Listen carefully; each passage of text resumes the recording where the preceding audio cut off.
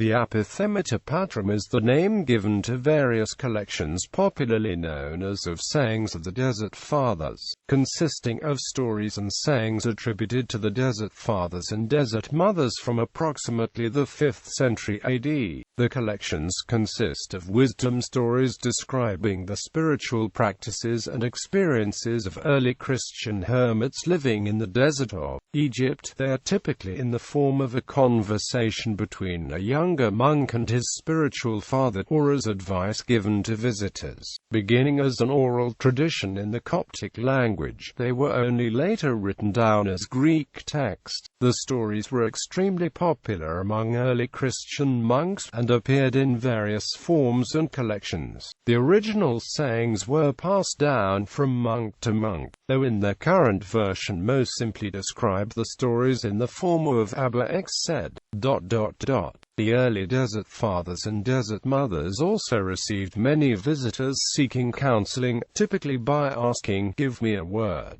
Abba," or "Speak a word, Amma, how can I be saved?" Quote, some of the sayings are responses to those seeking guidance. Many notable Desert Fathers are mentioned in the collections, including Antony the Great, Abba Arsenius, Abba Poemen, Abba Macarius of Egypt, and Abba Moses the Black.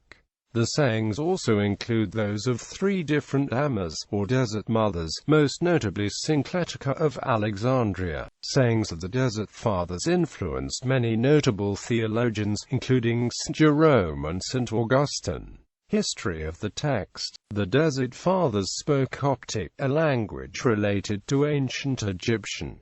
The sayings were originally passed on orally in that language. The earliest written record of the sayings appears to be from the end of the 4th century AD. Two versions from the 5th century, the Collectio Monastica, written in Ethiopic, and the Asceticon of Abba Isaiah, written in Greek, show how the oral tradition became the written collections. Pelagius and John the Deacon made the first translations of the sayings into Latin. Martin of Braga also translated some of the sayings into Latin, followed by a more extensive translation by Paschasius of Dumium in approximately 555 AD. That work may contain only 1/5 of the original Greek text. In the 17th century, the Dutch Jesuit Heribert Roswade compiled and translated all the available sources on the Desert Fathers and published them in Latin as the Vitae Patrum. Helen Waddell translated a selection of elements from the Vitae Patrum into English in the early 20th century. The first complete translation of the Apophthegmata into English is that of Benedict Ward. Examples: Abba Theophilus, the archbishop, came to Cetus one day. The brethren who were assembled said to Abba Pambo, "Say something to the archbishop, so that he may be edified." The old man said to them, "If he is not edified by my silence, he will not be edified by my speech."